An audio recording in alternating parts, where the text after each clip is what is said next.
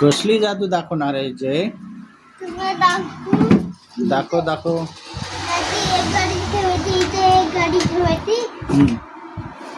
डोळे बंद करा. हा डोळे बंद केले. आपला गाडा बरा हे. अरे गायब झाली गाड्या. आज जबरदस्त जादू आहे रे जय. परत आणता येईल का तुला? नाही. परत आणून दाखव ना. अरे गाड्या आणून दाखव ना. त्या गेल्या गाड्या तर खेळायला आपल्याला काही नाही राहणार.